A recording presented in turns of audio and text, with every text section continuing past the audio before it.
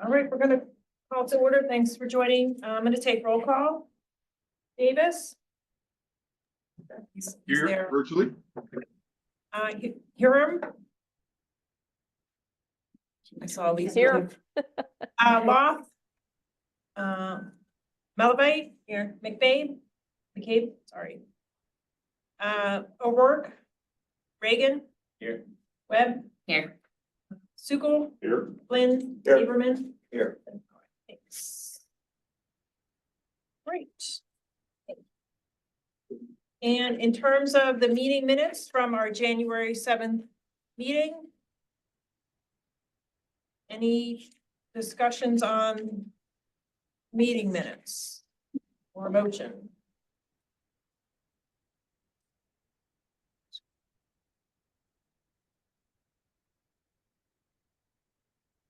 Anybody want to make a motion for it, or we can discuss any changes? I can motion to accept the minutes. I'll second that. All in favor? Aye. Thank you. Okay. We can move on to citizens' comments. So we have a list here, Kristen. You could just step up to the podium, state your name and address. Oh, me? You're gonna come up to the podium? Oh, okay. We have a speaker, so Oh, I that didn't know this. was- our best, I thought we were just. our best Oh, online yeah. audience can hear. Okay. I'm Kristen Goodell. I live at 60 Shady Drive West. And what else am I supposed to say? Why we're here? Yep. We're here to listen and learn because next month we're hoping to send a few neighbors up to propose some traffic calming ideas. Thank you.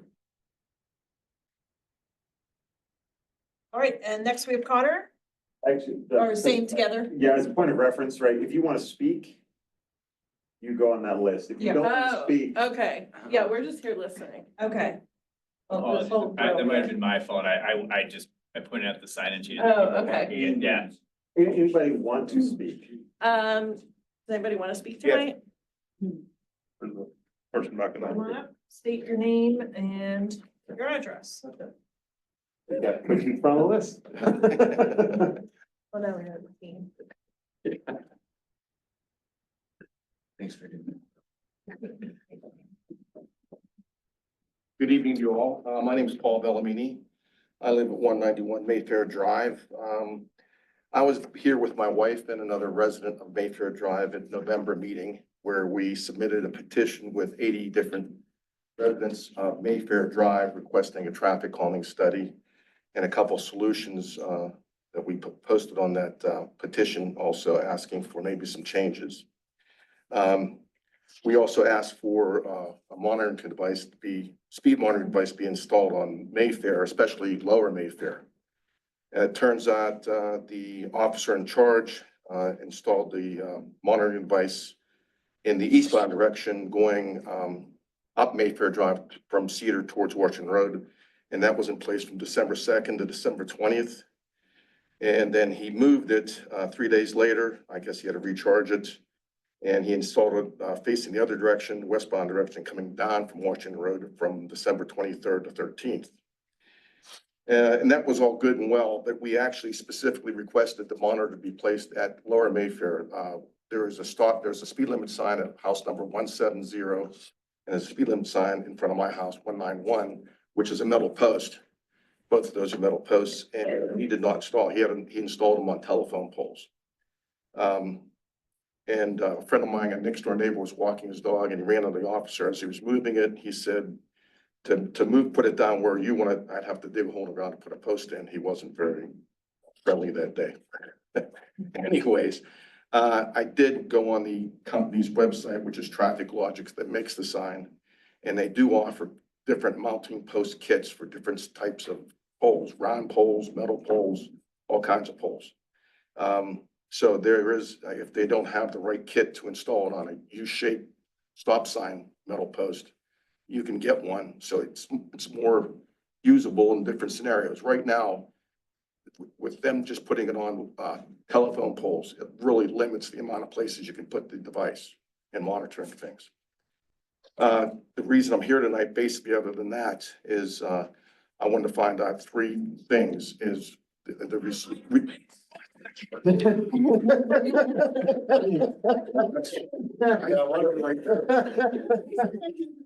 Nice tone, right? That should remind us to turn our phones off. That ringtone's a long story in itself. Anyways, I was here tonight. Like that for the cop. To find out the results of the survey, whether, the Mayfair qualifies as far as speeders. Because we really do have a speeding problem, especially on Lower Mayfair where I live.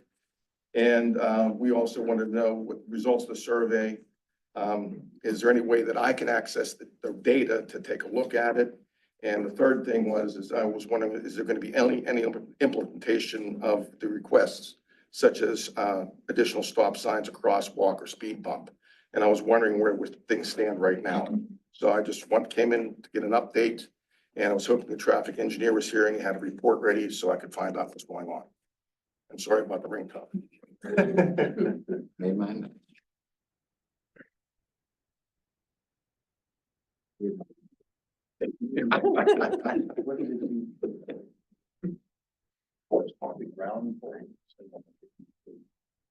Want to go to the next? Okay. All right, next up, we have Maureen Kelso. Or I'm sorry, Oxford. Drive.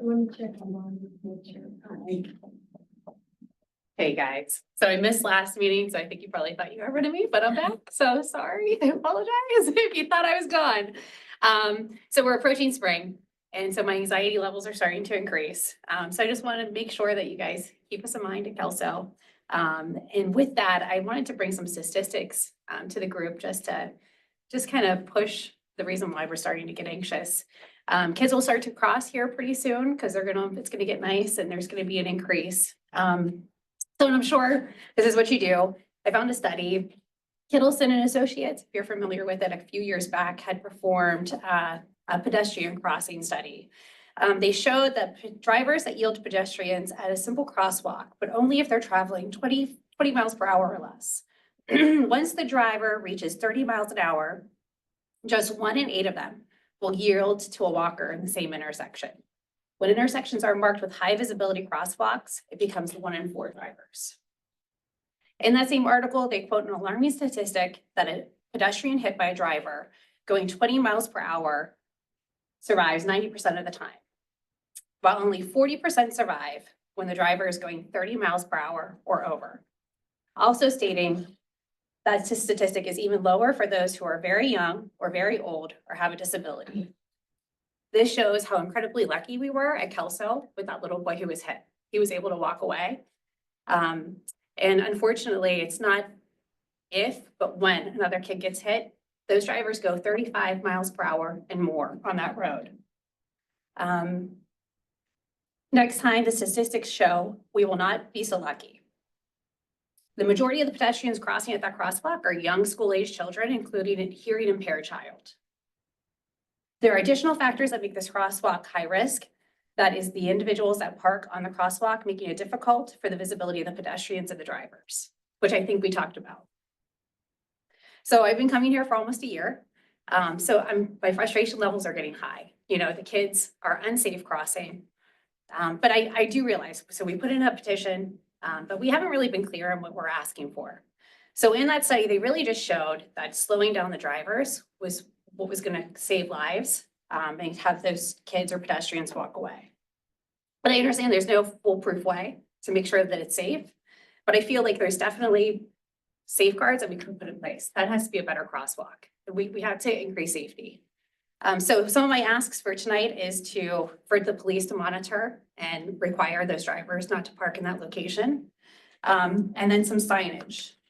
So high visibility signage. We have some antiquated signs that show like the mom and the child crossing. Those seem to be outdated and I think they've become background noise to those drivers. So here's some suggestions. I would like to put a yield sign in the middle of that road that goes down in between the left and the right, as well as an updated sign that we see throughout Lebo that shows that there's an upcoming crosswalk with the sign or the arrow pointing. I appreciate your time today, guys. Thank you.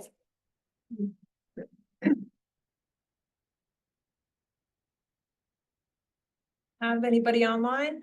Citizens? Didn't look like it. Oh, okay. We have somebody, but they didn't have their hand raised. Okay.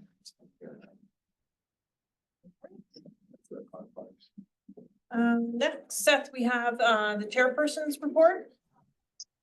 I don't have a specific report tonight. I just wanted to let folks know that tomorrow, the Allegheny County has already been hosting some sessions, but tomorrow they are hosting one at the Dormont Rec Center associated with their Safe Streets and Roads for All funding, that they are doing a pilot study for Allegheny County working towards Vision Zero.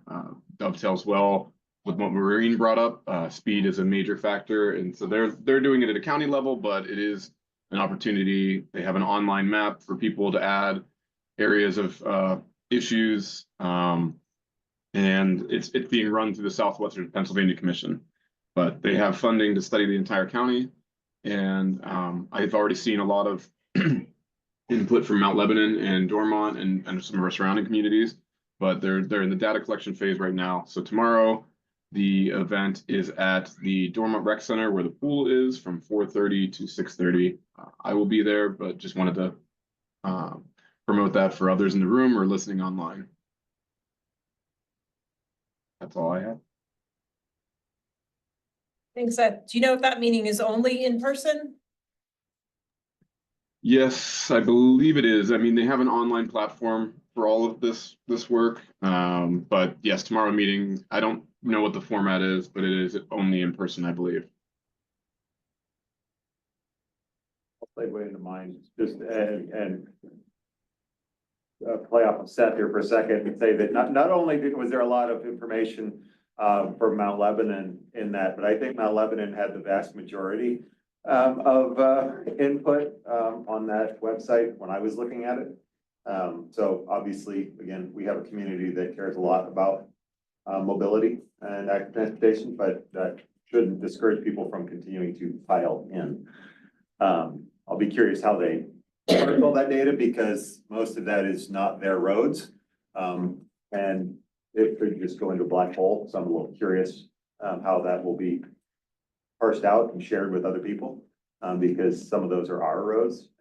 It'd be nice to get that feedback rather than them just tossing it in the bin.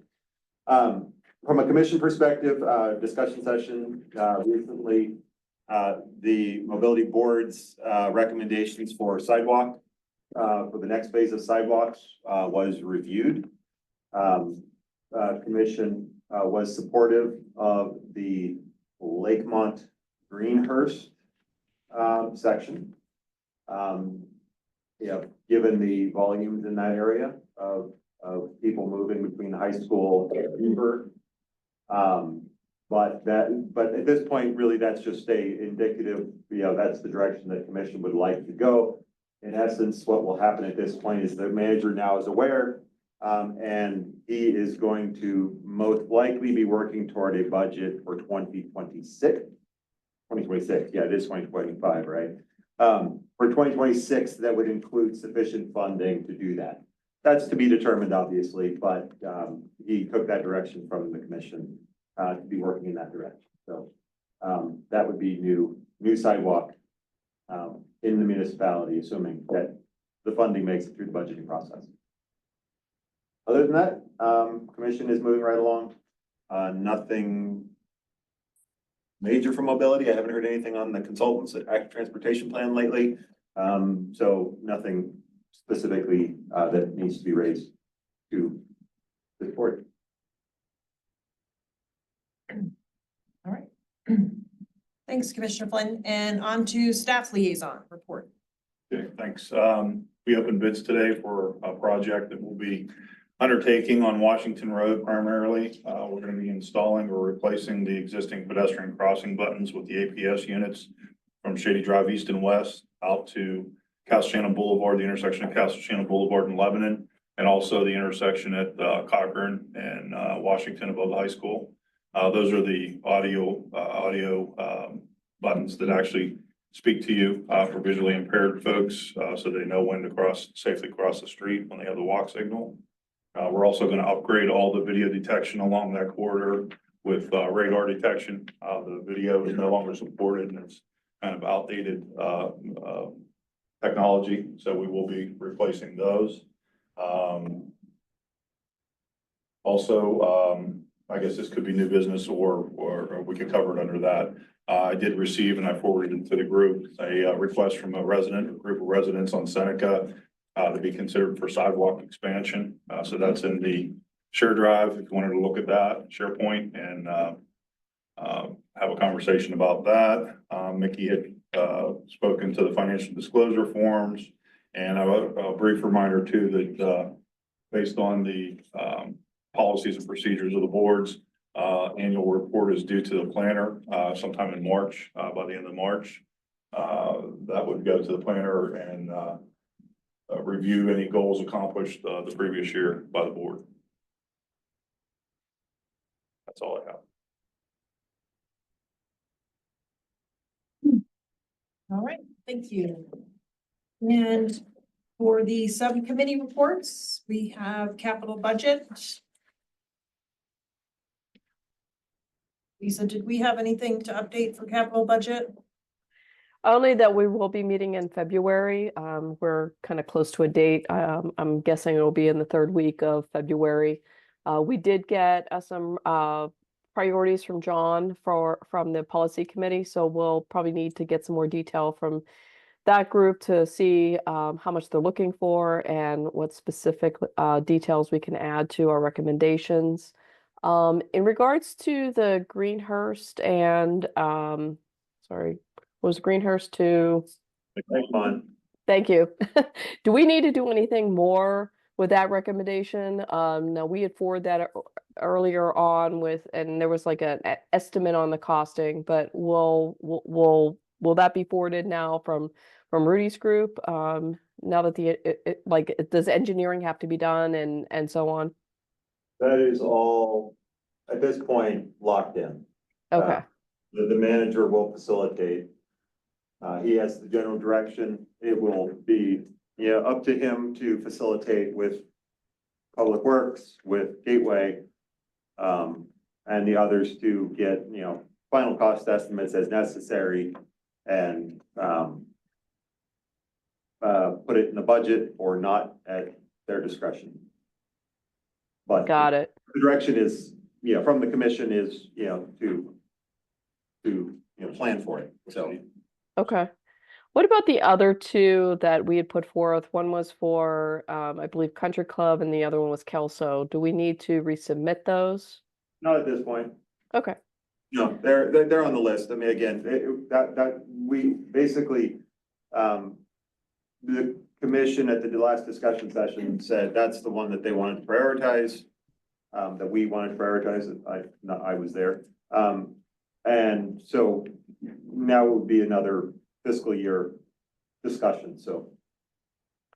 Okay. I just want to make sure those other ones don't kind of fall like through the cracks, but gotcha. Okay. And they shouldn't. I would keep them on your radar, right? Along with any other capital items that you guys come across. Yep. Stay on your list. They will obviously stay on staff list as well. But you'll want to reprioritize, reframe, and put forward for the next subsequent fiscal year like we did this year. Yep. All right. That's helpful to know. That's all for capital. Thanks, Lisa. And policy? So I believe, well, I forwarded, but Marty had an email for the board about that we wanted to take a look at the the neighborhood traffic management program policy.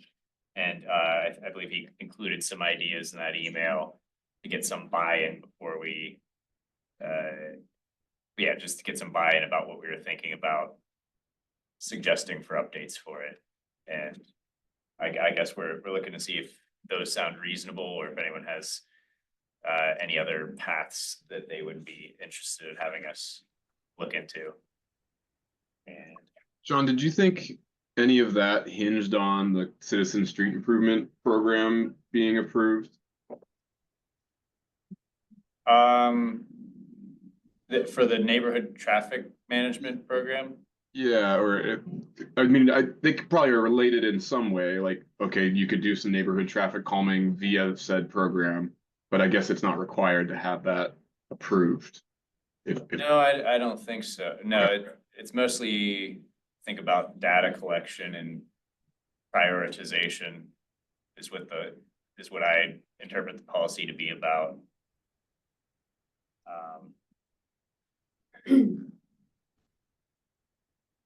Yeah, I mean, I'm looking back at Marty's email. I think it's definitely identified in the comprehensive plan and through some other elements to dig into that program.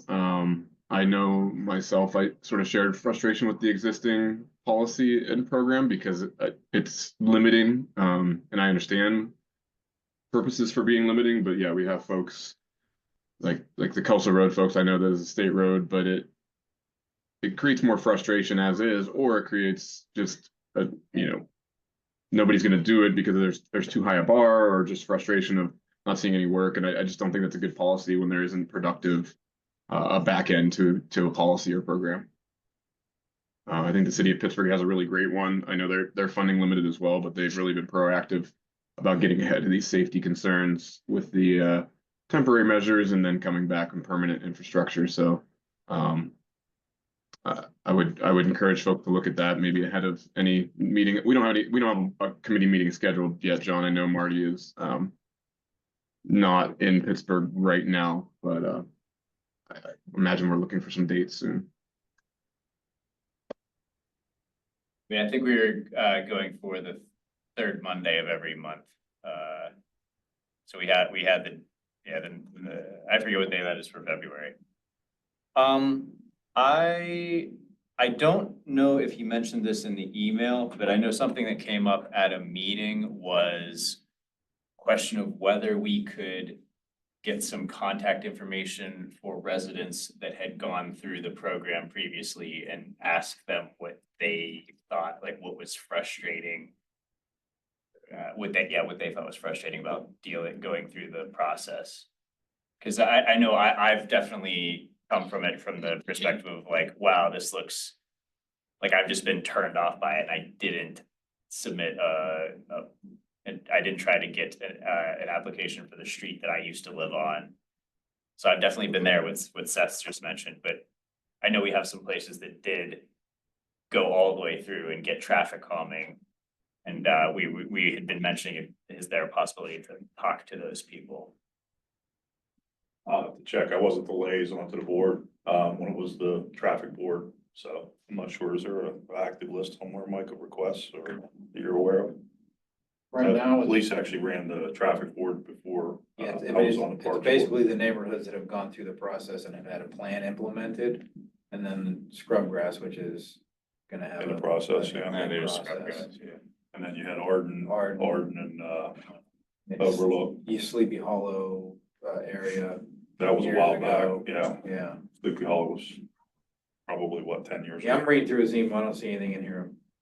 He didn't mention it here about getting residents' contact information on that. We'll have to look and see and let you know.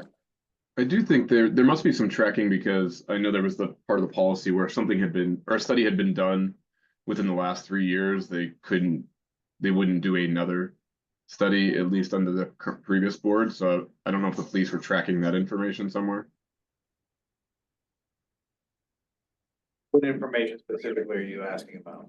Well, so like if somebody made a traffic calming request or a request for a study, they would be able to look back and say, oh, we actually did something. North Meadowcroft, for example, we actually did some paint a couple of years ago, so it's not able to be traffic calmed again. So I don't know how they were tracking that unless it was just. Yeah, that was different. That wasn't an NTMP policy process there. That was a specific intersection evaluation, just given the, the one ways and all the stuff that's happening over there. So that was a little bit different. But I mean, I could, as far as the 3-year policy, yeah, that was a policy that, if a neighborhood came in within 3 years, they couldn't come in and make the same request. But that rarely happened. I could come up with a list of areas and neighborhoods that have submitted petitions. in addition to those, because there's been a lot of petitions that have been submitted over the years, back when the traffic board was functioning. Where the screening data just didn't meet the criteria, and that was the end of it, so there were a lot of those. But the ones that actually did meet the criteria and went through the process, those are the three that we just talked about. I think what I'm getting out of this is that we should probably, if nothing else, write in a feedback mechanism into an updated draft of the policy so that residents are encouraged to give comments on the process itself for future improvement. Yeah, and I know we don't have a design subcommittee update. Paul wasn't able to attend, but I don't believe we've met. At least I haven't met, so I don't know if Andrew has more. But that was something that group was trying to work towards, like a pre and post. Like, I don't know if we've done post data collection on Arden or pre data collection or even a feedback. It's probably been the most robust traffic calming. And I know anecdotally it's certain improvement. But yeah, just creating that feedback loop of data plus, the experiential and for those that made the request, I think Arden has overwhelmingly, at least from what I've heard anecdotally, been very positive. So it would just be good to have that tracked as part of that.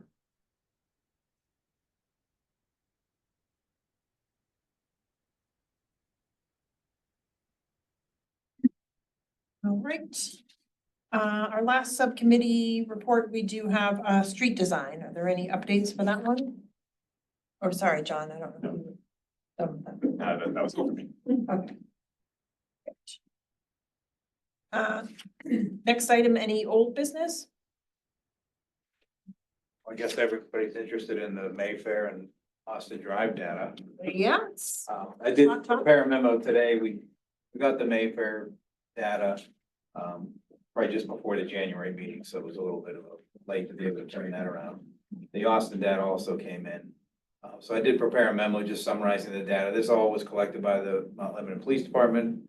We already heard a resident speak as to his opinion as to where the data was collected. I'm just gonna report the data as it was collected, and then discussion can go from there. Okay.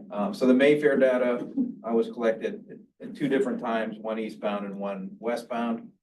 In the eastbound direction from December 2nd to December 8th. The westbound December 30th and January 2nd. So you'll see I have a note there that it's not an ideal time to look at volumes, just with holidays and schools and so forth, but we did look at the speed data. For the eastbound, the 85th percentile speed was 28 miles per hour. The westbound was 26 miles per hour. And then the volumes, I'm only going to talk about eastbound because the westbound again was collected over the holiday. So eastbound, the average daily traffic was 438 vehicles per day. The highest 1 hour directional volume eastbound was 73 vehicles. So based on that data, the threshold would be 85th percentile would need to be 32 miles per hour or higher, which it was not in either direction. The ADT in one direction would have had to exceed 1,000 vehicles. It was 438. And then the 1 hour highest volume directionally would have had to exceed 100 vehicles, and it was 73 for the highest 1 hour. So based on the data that was collected, regardless of where it was collected, based on that data, it doesn't meet those thresholds of the policy as it's stated today. For Austin, data was collected in the eastbound direction only, so this would be from Bower Hill to go, going towards Cedar Boulevard. I think that was the direction that the volumes and speeds were expected to be the highest from the residents. That was their concern. That data was collected at 439 Austin from January 27th to February 3rd. The 85th percentile speed was 29 miles per hour. The average daily traffic was 369 vehicles, and the highest 1 hour was 62. So it's the same thresholds because it's a local road. So 32 miles per hour or higher for the 85th percentile, 1,000 ADT or higher, or 100 vehicles in 1 hour or higher. So none of those thresholds were meant for Austin either. How do we understand weather? I know at least for Austin, that was a very cold stretch. Does that skew our data? So It would skew it in the short term, so if there happened to be a day where, you know, it was rainy or it snowed or it was sleeting or something like that, there might be a subset of that data that would be skewed.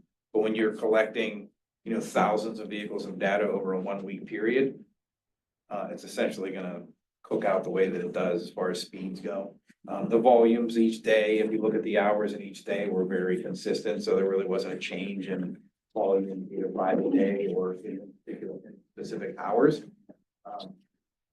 It's really straight statistical type stuff, statistical analysis of what is a big enough subset. And, you know, with what confidence you can speak to it as. So typically, if we're doing a manual spot speed study, we're only trying to get 200 vehicles. And then we're identifying the 85th percentile from that. We've done it in multiple ways. We've done it with the police equipment. We've done it manual speed studies, like a VASCAR, where we're just either sitting in someone's porch and no one has any idea that we're calculating it. Right. And we've done it with the ATR hoses on the road. The best example I can give is scrubgrass. We did it all 3 ways on scrubgrass. All of the data from all of them was essentially identical. Different times, different types of data collection. The speeds were basically the same, the 85th percentile, and the volumes were basically the same for all those different ways. So that was more just a confirmation that, you know, one way is not better than the other and that they're all relatively doing the same thing. So I think if it were a smaller subset of data, or if we just did that a couple of hundred vehicles and it happened to be on a day where it was not ideal conditions, I think it would be skewed, yes. And then refresh me, NTMP. Neighborhood, traffic Management policy. traffic management policy, yeah. All right, I was just afraid you might say national. And I was Yeah, no, like, yeah. Whose Where the name rules came- are being applied here? Where that name came from, I'm not exactly sure. That policy was enacted like right before, you know, we came on as the traffic consultant. The So, comprehensive plan's recommendations is to change the name. I saw that in the notes too, from Marty. so ultimately, right, we are. It's not, neither of these rises to the level under the current policy of any traffic calming. Correct. So any actions would have to be overridden, any actions would have to be an override of the policy. Which, again, if this board feels it's worth raising that, you could raise it and say you vote to move forward one or both, or however you wanted to do it, but that would have to go to the commission to say we want to override policy, and it would have to go back to staff. Assuming the commission wanted to override the policy, or you can keep on the path that you're on and just work on updating the policy. Or both. I mean, without more information, I wouldn't move because of our current policies to override, but you know, the 85th percentile is often a data point meant for suburban or more highway centric streets. And the NTSB, which is the National Transportation Safety Board, actually has specific recommendations to move away from the 85th percentile, especially in urban areas, because it does not revise. So their recommendation specifically revise traditional speed setting standards to balance 85 percentile approaches with safe systems approach that better incorporates crash history, safety of pedestrians, bicyclists, etc. In general, there is not strong evidence that the 85th percentile speed within a given traffic flow equates to the speed with the lowest crash involvement rate. Alternative approaches and expert systems for setting speed limits are available, which incorporate factors such as crash history and the presence of vulnerable road users such as pedestrians. So it is a data point just taking in speed. Those 85th percentile speeds are, you know, that it is considered the speed at or below which 85% of vehicles travel. So yes, 85% of the vehicles are traveling under those. But in the speed statistics that Maureen brought forward earlier, there's a massive increase from going 20 miles per hour and 30 miles per hour on the street if that person driving strikes somebody walking, especially a smaller individual or kids walking. So context is critical. That report, that speed information, Maureen, I appreciate you bringing that. It's also based on a much smaller vehicle type, so that those statistics are actually much worse if they would update it to a modern what the highest selling vehicles are today, which are pickup trucks, the F-150 and others. So, but we don't have that context. So I mean, I know the design and policy groups are working on that. I would encourage people of those streets, Mayfair and Austin, to look up the AARP walk audits and maybe consider doing a walk audit to add some of that context. They have great documentation. But yeah, as a data point right now, I don't know that I can say override it, but I would love to, because I still think if depending on how many people are on those streets and walking, neither of them have sidewalks. It's concerning that, you know, you're sharing a street with people going 20. I know that doesn't seem fast, but it is fast if you're in the street, and it is a walking school district. So those are my thoughts. Seth, can you elaborate on the walk audit, what that entails? So it's just, I mean, the AARP has standard files, and they do a really good job with it, but it's essentially getting folks together. You know, it's not official with the municipality, but it's getting folks together on a street. They can split up the walk audit, or they can each do one, and then they kind of bring those notes together to take them. They can do them at different times, but it would look at pedestrians, you know, counting pedestrians on a certain time and day. There's just a lot of different frameworks for it, but it is a good place to start as another data collection situation. Thank you.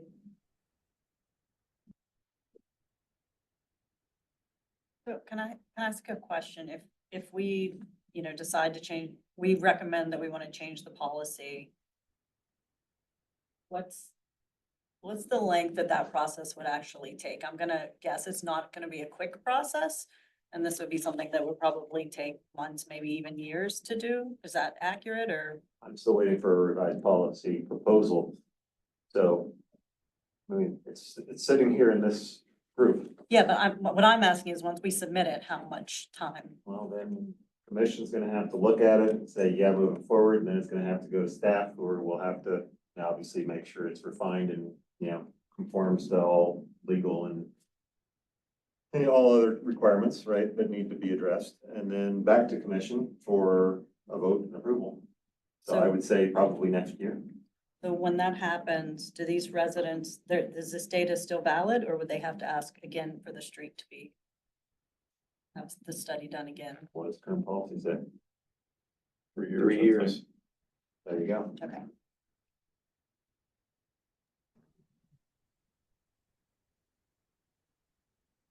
Make a note of that, John. Yeah.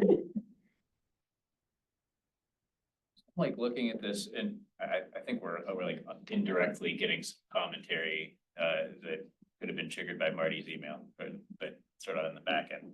I'm like looking at these and I'm like, and it seems to me that a deficiency of the policy is that these streets aren't scoring any points on the ranking system. I mean, on the one hand, it makes sense that the policy should be hard to it should be hard to qualify, because I mean, I'm not saying these streets are safe, but I think if we lower the criteria too much, like you would just get like miles and miles of streets that would all qualify. So there does need to be some sort of filter.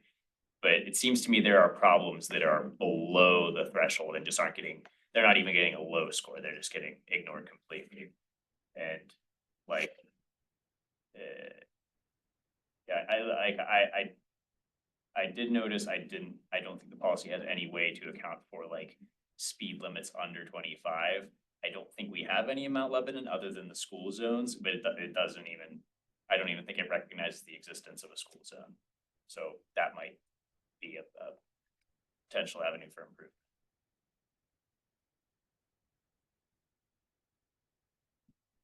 So it sounds like we need to work on this right away. So if it takes that long to enact change. Not, this is my meeting, but I'm gonna restate what's on the table here. There are 2 studies that have been completed for 2 streets by the police, and Gateway has provided a summary of them. They do not qualify under the current policy. Is there any action that the mobility board wants to take on this, or do we move forward to the next business item? At this time, I would move forward to the next business item with kind of the commentary. That's what would be my recommendation. I just don't have enough context to say, go do more data or go into the policy. I think we need more. I wouldn't make a recommendation to go against the report right now, even though I would like to, but I just don't have enough information to say, let's keep moving forward on traffic calming. Happy to hear other folks' thoughts. Or move to table.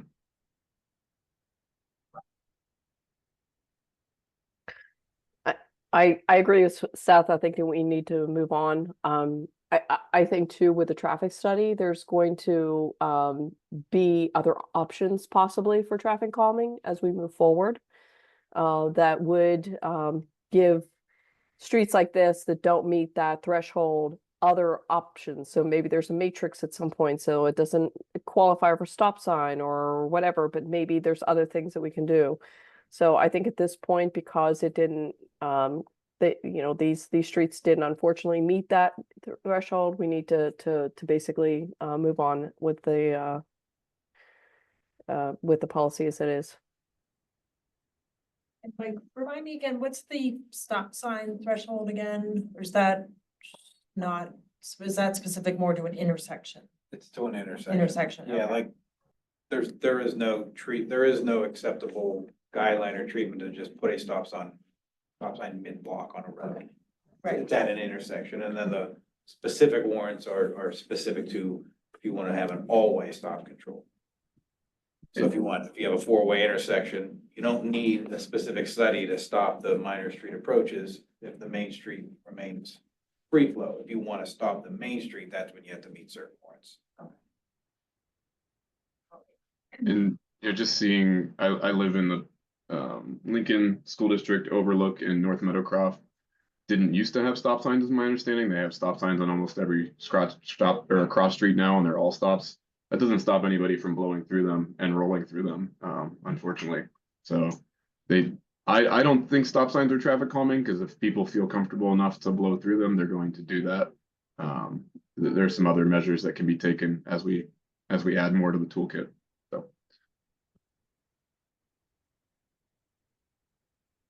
Do we just make a motion to accept the reports as is and move forward? I'll make a motion to accept the engineer's report for Austin Avenue and Mayfair. And I second. all in favor? Aye. Any opposed? Okay. You're opposing, Lisa, or you just? No, I meant, I didn't get unmuted in time to say aye, so. Okay. All right, next agenda item with Charlotte, thank you. Sure, on to new business, Salem sidewalk expansion request.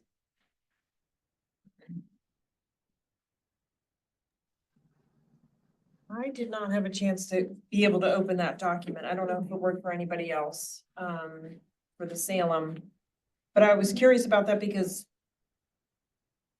I thought Salem already had some sidewalks, but They why? do, but they stop between Academy and Polycrest. They don't actually go down to that nice new Oh, right. crosswalk. Isn't There is a there nice goat path there, though, it looks like. a divide in between in that section? Yeah, but Salem, I think they're talking between Bower Hill and Cedar Boulevard. So there are no sidewalks on either side of Salem from Bower Hill all the way down to the new crossing, right?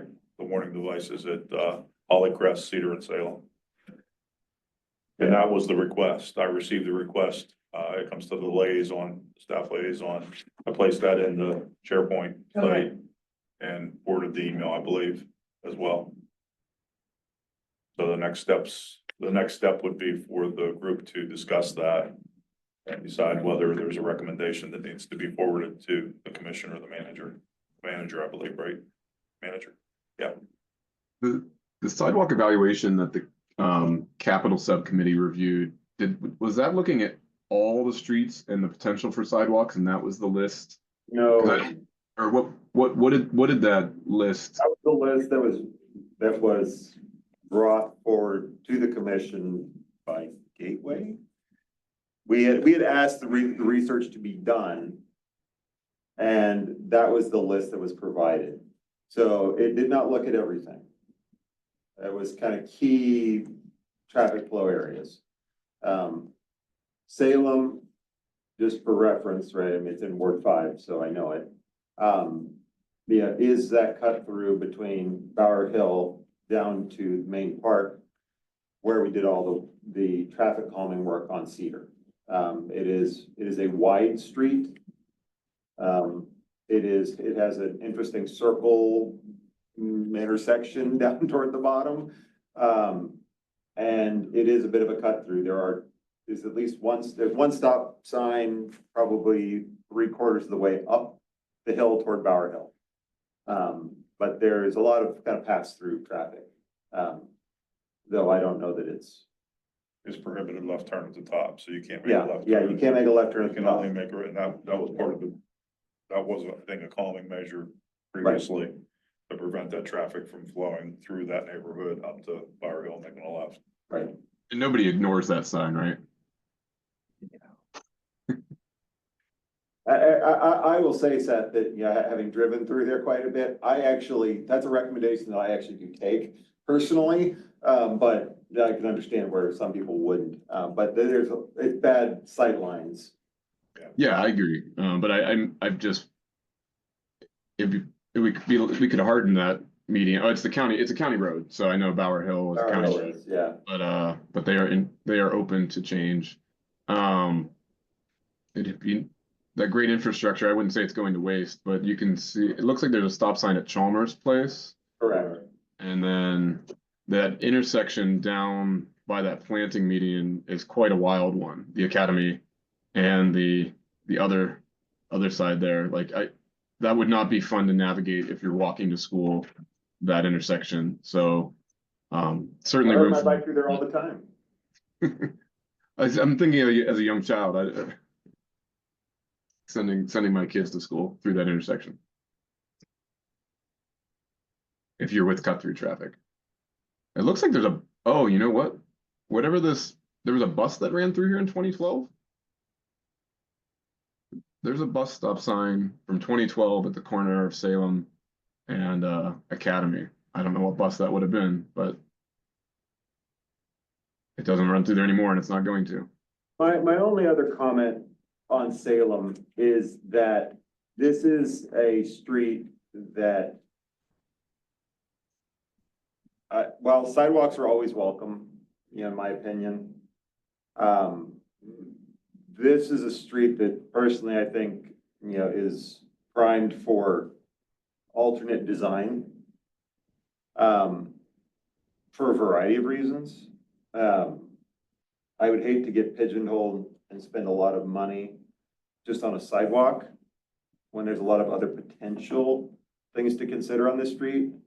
But that said, that's not what is in front of this board right now. What's in front of this board right now is a request for sidewalks Correct. Expansion, right? Yeah. That don't exist. that don't exist. If I could make a recommendation, I would say vote to accept it and put it on the list with the other streets that have been slated for consideration for future sidewalk expansion without specific reference to timelines. I would agree with your recommendation, Andrew. There's that one sliver of sidewalk that must have just been when that house was built after the ordinance, but there's no other sidewalk there. And it's a pretty, I mean, as our streets go, it's narrow, ish. I would hate to expand into the behind the curb line at a very high cost, I can imagine. So yeah, I would agree with your Andrew's recommendation and happy to hear what others think on the board.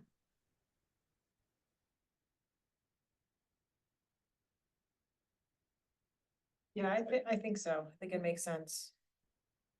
I did spend some time, when Rudy sent the request, looking at Salem in Google Maps, and I do occasionally ride my bike on the lower portion, or some lower, yeah, sure, lower, the western portion. I was also having some difficulties opening the document like Charlotte did. I think I may have finally like navigated it to it manually in the SharePoint, but yeah, I couldn't get through in the email, the link in the email. Okay. I don't remember if I actually ever got to the document itself, or if I got distracted by Google Maps. What was the actual request? Like, what is the substance of that document? Is it literally just a request, or was there any, there's a link? It was basically just a PDF. There's a list of homes, huh? A list of addresses. Yes, yeah, they had a petition. They had a petition. There you go. Somebody pulled it up. Yeah, can you see it? Yep, thank you.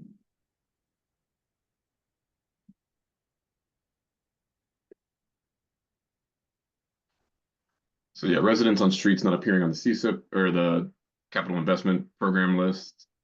Those were the details, and then they had a list of group of owners, which 519 down to 450.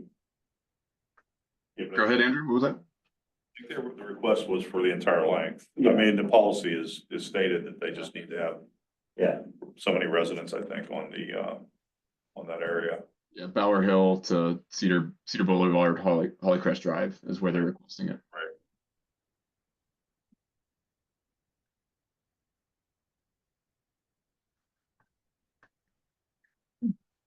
Okay, so I would like to make a motion to accept that submission for Salem to consider sidewalks.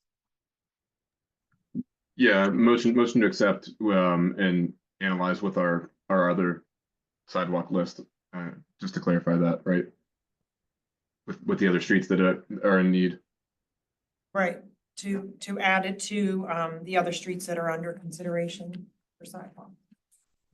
I would second that. All in favor? Aye. Aye.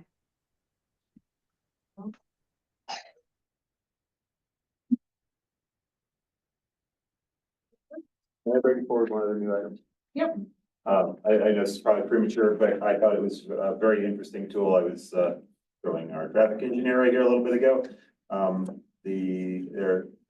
One of the groups has purchased an interesting tool, which is not formal. There's no structural, there's no like formal municipal action around this, but a tool where residents can essentially purchase and mount this into a window to look at their street, and it gathers traffic flow data. It's private, right? It's individuals, I think they're like $250. But it's like the purple air monitors the municipality purchased, right? In that you set it up, you plug it into Wi-Fi, you tell it where you are on the map, and it collects data and then posts that for consumption, so that people can see it and interact with that information, which I thought was very interesting. Again, obviously we have constraints as a municipality in terms of, what type of tools we are using and how we are gathering data, and especially in terms of doing our formal studies. But I think that residents should be aware of this type of tool that's out there to help inform traffic patterns. And in terms of how people, kind of understand these dynamics, because as I always like to tell people, person might not be going that fast, but that might not be the problem. Perception of speed is a challenge also, right? So again, any understanding, any types of data that people can be leveraging and bringing to the table, right, is helpful, even if it requires us to do additional study. So I wanted to raise that up. Forgetting the name of it off the top of my head, bear with me just 1 second. It is a Dutch tool that was built, I'm sorry, I'm stumbling here. It is called Telram, TELRAAM.net. Look it up. It's an interesting one. Again, like I said, I personally would put it in kind of the bucket of the purple air monitors. The purple air monitors were something that we got installed around public property. Obviously, this is a bit of a different dynamic because we don't have so many municipal properties or school district properties where you're going to be monitoring traffic flows all the time. Because most of this stuff is residential and so the dynamic's a little different. But still an interesting tool to kind of help people understand and contextualize traffic volumes, traffic speeds, those types of things in their neighborhoods. So I wanted to bring that forward. May I introduce a new business item? Not that I plan to propose anything, but I believe I sent an email out to everyone about the PennDOT highway transfer turnback program, another fun 5-word long name. Has the municipality had any experience with this program from PennDOT where a state road is transferred to local municipal control? Not recently. What was the most recent example? I don't even know. It's at least 30 years ago. I can vouch for 30 plus years. And actually, Castellano Boulevard was offered to the municipality when it was reconstructed, probably 15, 18 years ago, and we did not accept it. Was there do you know what the reasoning at the time was? It's just, I mean, what's the upside of that? Because we would have an expense of maintaining it, the street that we don't have now. PennDOT is responsible for repaving. It was a brick street at the time, the upper section from at least around where Shady Drive East. I believe it was from Shady Drive East up to Washington Road. It was brick, and then it was, I believe, concrete down below. And they changed it all to asphalt at the time, replaced the curbs, put new crosswalks in, ADA ramps, compliance. But there was not an upside. It would just be an additional expense to the taxpayers that we don't have now. Okay, so I'm That's guessing that the modest stipend, I mean, yeah, of course, the stipend they provide is still dwarfed by the actual maintenance costs. Yeah, exactly. I mean, we maintain snow and ice control we manage the snow and ice control on all the PennDOT roads right now in municipality. And we're reimbursed a portion of that cost. So it never matches the actual cost of what it costs to take care of those streets, whether it's snow and ice. They have a lot of programs like that.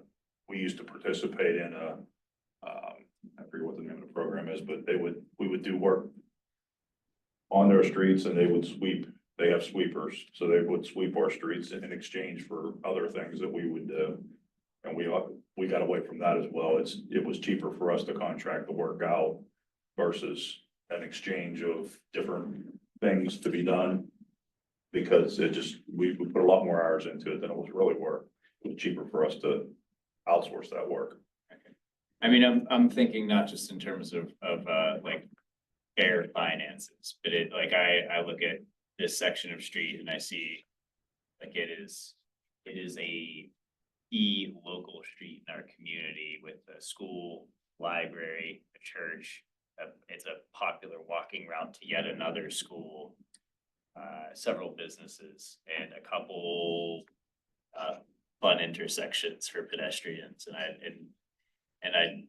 I know it's not, the traffic there isn't as fast as Kelso, but I question whether, like, if there might be some day where the township would want to make changes to the street and PennDOT not being or as much of a stakeholder in that might be Well, I think it would cross that bridge when you come to it. I mean, it's always there for turn back. I mean, you could always, do that. And I don't think there's any plans in the works right now to make any modifications to the cartway or, the surrounding, the right of way for that matter. So. What street is this? Castellano Boulevard. Not the whole street, specifically the section from down by Caliente Pizza. Easy restaurants. Yeah, Scott Road. I hate using restaurant Yeah, as from Caliente to Hitchhiker. No, for, yes, All the way up. all the way up, to the library. yeah. All right, yeah. Yeah, no, I mean, again, I would say that this should always be on the table for consideration. There is a financial cost that the municipality would undertake long-term, right? Does that negate the justification? No. But you have to take that into account and say, you know, what is the kind of long-term benefit that we're gaining for this additional expense? Again, we can make those arguments, but again, I think it's on a case-by-case basis, yeah, as to when it's time to, you know, if there's something that, especially I think down in that corridor, right, down at the end of that street, at the Scott intersection, there is a lot of economic activity there. There's a lot of potential for that as a little business district. But there's a lot of other pieces that kind of have to fall into place to say, okay, now we can justify, you know, trying to do that take back so that we can modify the cartway in order to promote a pedestrian friendly business zone. And how is that gonna get, you know, paid for? And what is the, as justification, right? Again, I think that's a totally legitimate analysis and effort, but I wouldn't try to do it standalone, to Rudy's point. Standalone. Well, I wouldn't go pursue the, you know, the take back Without without a broader, without a broader framing. Okay, yeah, cause I just, maybe it'd be helpful to have numbers in front of me someday, but it's just like, I feel like if. Like, yeah, it would increase expenses, but if those expenses couldn't be justified to the township, it would seem to me like that would call in a lot of our infrastructure into question. Like, if we can't afford that street, what about these other ones that have far fewer stakeholders? Yeah, well, again, I mean, that, I think you could make the same argument with like Bower Hill with the county, right? Again, it's, but, you know, right now, I mean, unless there's something fundamental that we want to do differently, you know, better they carry the cost. You know, until such time that we go, oh, there's a compelling reason for us to pursue this and to, you know, get, rights to, you know, modify it within our own jurisdiction as opposed to asking someone else to do it. Again, I'm not at all opposed to having those conversations, just to what end? I think that's the fundamental. The policy would apply on Kelso Road too, not that it has the same business district and other elements, but that's our biggest barrier to change on Kelso Road, is my understanding, is the state ownership. So maybe post-active transportation plan will have a little more fodder for those efforts and can use that information. Yeah, good point.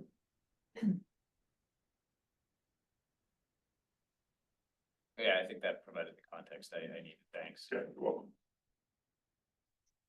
One last item, an idea I thought of, about, John, you talked a lot about the pathways and signage for pedestrians to find ways to where, you know, walking paths are and so on. We talked about no outlet. But, I guess what came to mind for me is, what's the difference between a sign that says no outlet versus dead end? We don't really have like a dead end. Does no outlet also imply that you can get through? There's technically no such thing as a dead end sign in the handbook of approved signs in Pennsylvania anymore. It's no outlet. So there Okay. might be some older dead end signs that exist, Okay, but if you were gonna put a new sign in, that is not one that's used in Pennsylvania. okay. So essentially maybe the same thing. I was under the impression maybe no outlet meant like no vehicle, but you could possibly, I think technically it is no vehicle outlet. yeah, okay. But I mean, I have conceptions of what I think a signage for these walkways should look like. Uh-huh. I did not take the time yet I did not take the time to sketch them up. I've been thinking if like I had a free weekend, maybe just send them to Yeah. Rudy and say, hey, Rudy, look. But what for that particular case, what I was envisioning was just no outlet, and just right under that, just slap on a sign that says accept pedestrians. Okay.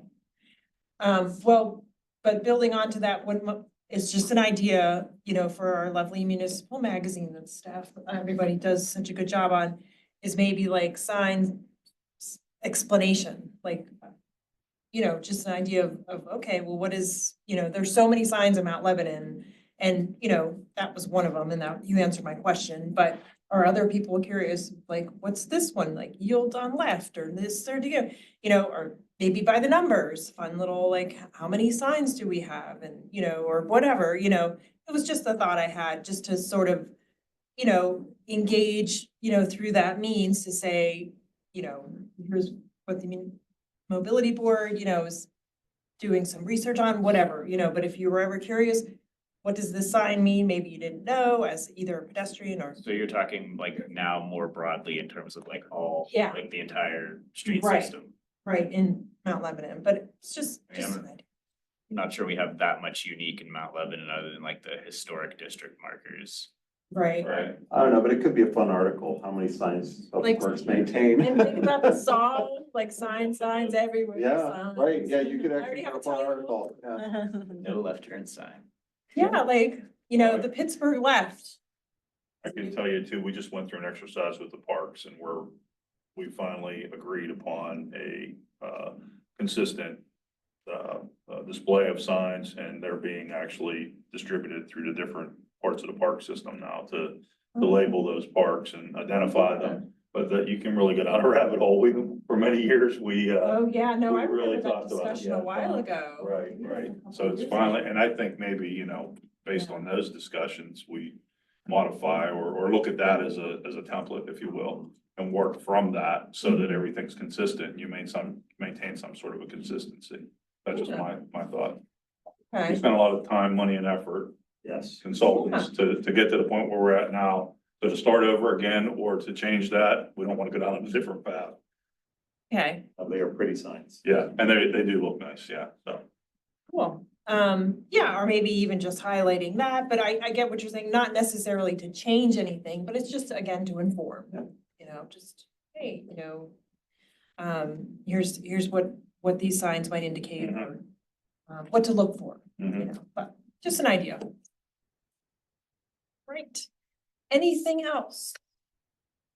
Is that, sorry, like kind of building off that, if there is something that you want to alert the general public about, is there a way, I mean.